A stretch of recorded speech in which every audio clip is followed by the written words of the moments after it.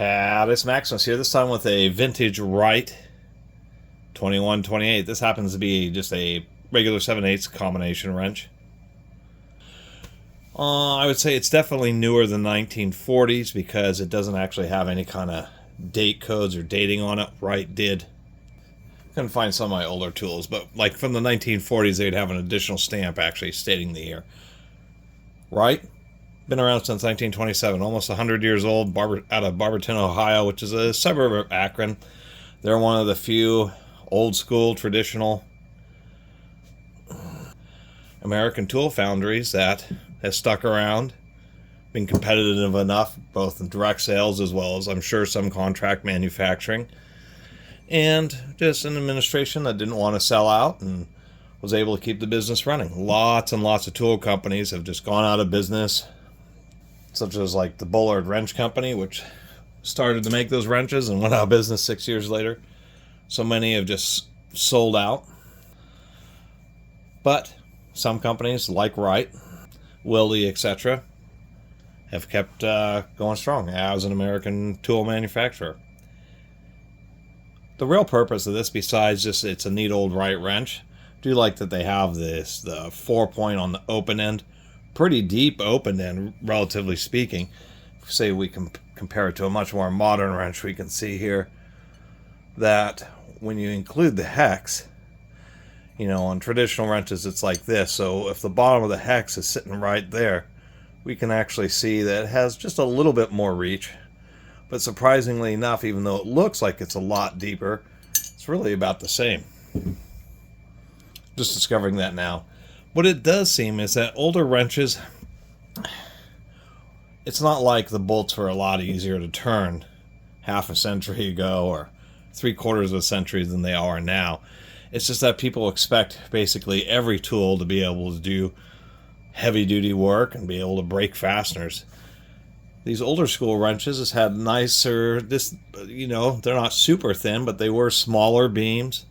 The buckles were just a little bit shorter, a little bit thinner, because you weren't really expecting a combination wrench, especially a 12-point, to really be used for breaking stubborn fasteners. You'd use socketry and breaker bars and T-handles to do that. Then you use a wrench for normal loosening and tightening operations, with final torquing being done with heavier duty socketry. But that's one of the things that has really changed over the decades, is the expectations of tools. So I'm comparing, I think this is a Taiwanese chrome vanadium Stanley. But if we look here, well, actually I'll put it on top like this.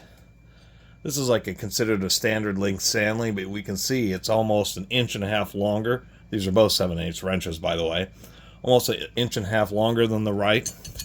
If we look at the beam width, it's a much wider beam. There's probably 25% more material there. The Wright has this nice kind of, it's not a sunken panel, but it's kind of curved inward in the middle, which is nice feeling. But it does make it a little bit thinner, where of course it's bowed outwards for extra strength on the more modern wrench. And we can see the more modern wrench, this has a little bit more thickness. Because modern wrenches, it's really expected that this wrench would break a fastener basically the same way that any kind of breaker bar and socket would. We can see on the box end that this Stanley is significantly taller.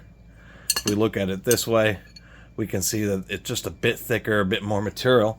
Because once again, now combination wrenches are expected to break bolts, where they used to be more of a service item. And there's a lot of situations where people would appreciate a wrench like this, where it's just a little bit thinner, just a little bit easier to get into tough and tighter spots, and kind of a lost art just due to changing habits of tool usage over the years.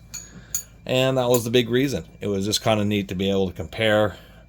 One, I like to talk about Wright tools when I find them, because they really don't show up on the open market all that much. It seems that they probably have really survived all these years on a lot of government and contract manufacturing, which is what always makes me wonder how Western Forge, which was one of the large in New Britain, both some of the largest contract hand tool manufacturers, man, managed to go out of business, given the kind of volumes they were making. And companies like Wright, which had much less volume, I'm sure, than Western Forge and New Britain, but they're the ones who've had the last laugh. Anyway, that's kind of the deal with this old Wright combination wrench.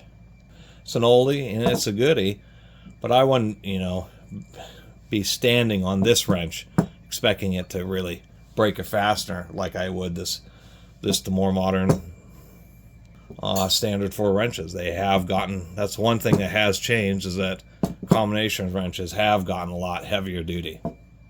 When it comes to larger size wrenches, not so much, but the most common sizes, sub 32 millimeter, 1 1/4 inch, that type of ranges, there's been a big improvement. Anyway, really appreciate you all watching. See you next time.